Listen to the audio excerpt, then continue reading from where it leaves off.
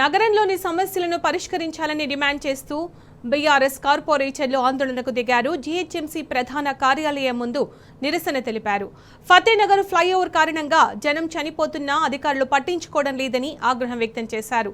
తక్షణమే ఫ్లైఓవర్ పనులతో పాటు ఆర్యూబీ పనులను కూడా చేపట్టాలని డిమాండ్ చేశారు. మరింత సమాచారం మా ప్రతినిధి కిరణ్ అందిస్తారు. కాసేపట్లో జీహెచ్ఎంసీ కౌన్సిల్ సమావేశం ప్రారంభం కాబోతుంది. నగరంలో ఉన్నటువంటి సమస్యలు పరిష్కరించాలని బీఆర్ఎస్ కార్పొరేటర్లు అంతా కూడా డిమాండ్ చేస్తున్నారు. ఇటు ఫతేనగర్ ఫ్లైఓవర్ ఏదైతే ఉందో ఇటీవల కాలంలో శిథిలావస్థకు చేరినటువంటి నేపథ్యంలో అది కూడా చాలా వరకు కొంతమంది వ్యక్తులు కూడా దానిపైన గాయపడినటువంటి పరిస్థితి కనబడుతుంది. ఫతేనగర్ కార్పొరేటర్ మనతో పడుతున్నారు. సార్, ఏం డిమాండ్ చేస్తున్నారు? ఈ రోజు జరిగేటువంటి కౌన్సిల్ సమావేశాలు ఎలాంటి అంశాలు ప్రస్తావించబోతాం?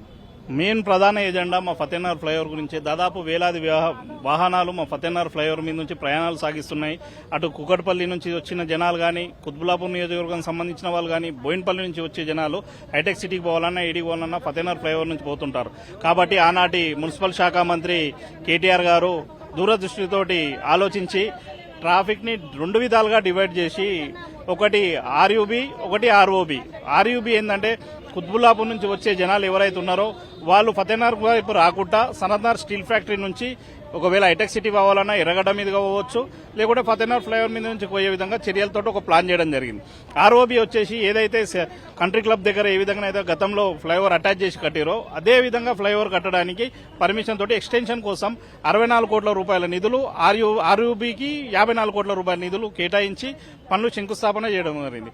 ఈ 3-4 సంవత్సరాల కాలం కూడా ఎందుకు పట్టిందంటే మా ప్రభుత్వ హయాంలో ఆనాడు రైల్వే పరిమితులు, ఎందుకంటే మా బాల్నార్ ఫ్లైఓవర్ పనులు జరిగేటప్పుడు మాకు ఎలాంటి పరిమితులు అవసరం లేకుండా రోడ్డు మీద ఫ్లైఓవర్ కాబట్టి హెచ్ఎండిఏ, జీహెచ్ఎంసీ కలిసి సంయుక్తంగా నిర్వహించడం జరిగింది.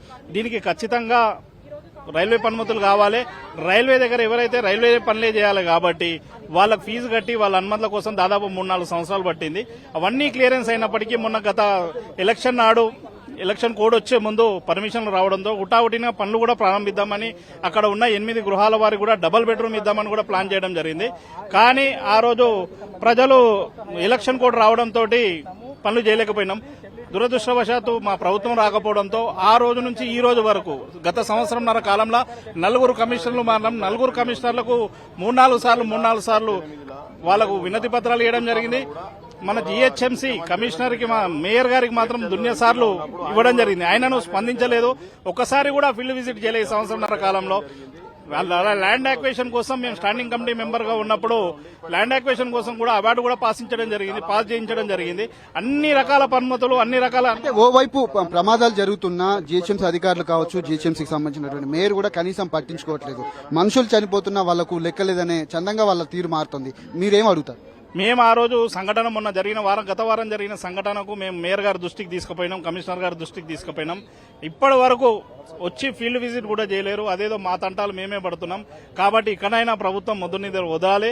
ప్రజల శ్రేయస్సు కోరే ప్రభుత్వం అయితే ఖచ్చితంగా ఈ ఫ్లైఓవర్ ని పూర్తి చేయాలని కోరుకుంటున్నాం. ఎందుకంటే గత బీఆర్ఎస్ హయాంలో ఆనాటి మున్సిపల్ శాఖ మంత్రి కేటీఆర్ గారి ఆధ్వర్యంలో హైదరాబాద్ నగరంలో విశ్వనగరంలో భాగంగా అన్ని ఫ్లైఓవర్లు, అన్ని ఆర్యూబీలు కంప్లీట్ చేయడం జరిగింది. ఈ ఒక్క ఫ్లైఓవర్ మాత్రమే మిగిలింది. అది కూడా మీరు కంప్లీట్ చేసి హైదరాబాద్ నగరానికి ఒక మంచి చేసినామని చెప్పుకునే విధంగా మీకు కూడా ఉంటుంది. కాబట్టి ఖచ్చితంగా ఈ పని చేయాలి, పనులు ప్రారంభించాలని కోరుకుంటున్నాను. జీహెచ్ఎంసీ లోపల ఈ రోజు ఎట్లా దీన్ని ప్రస్తావించబోతున్నారు, ఎట్లా డిమాండ్ చేయబోతున్నారు ఈ ఫ్లైఓవర్ కు సంబంధించిన? మేయర్ గారికి మేము కాల్ చేయడం జరిగింది. సంఘటన జరిగిన రోజు ఈ రోజు రాలేదు. ఇట్లా నిర్లక్ష్యం వహిస్తే ఇప్పుడు హైదరాబాద్ కి మేయర్ ప్రధానం. మేయర్ గారు కూడా మేము సమస్యను దృష్టికి తీసుకుపోయినప్పుడు కూడా రాకపోతే మరి ఇంకా పెద్ద ఏమన్నా జరిగినప్పుడు ఏం చేస్తాం? అది సమస్యలపై ముద్రనిద్ర విధాలని, పనులు వెంటనే ప్రారంభించాలని, అదేవిధంగా వీధి దీపాల సమస్య కూడా టెండర్లైనా అవైనా అంటారు కానీ ఇప్పటివరకు అవి కూడా పరిష్కరించబడలేదు. అవి కూడా తొందరలో పరిష్కరించాలని మా డిమాండ్ వ్యక్తం చేస్తున్నాం. చెప్తున్నటువంటి పరిస్థితి కనబడుతుంది. ప్రధానంగా ఏదైతే ఫతేనగర్ ఫ్లైఓవర్ కారణంగా ఒక వ్యక్తి కూడా తీవ్రంగా గాయాలయ్యాయి.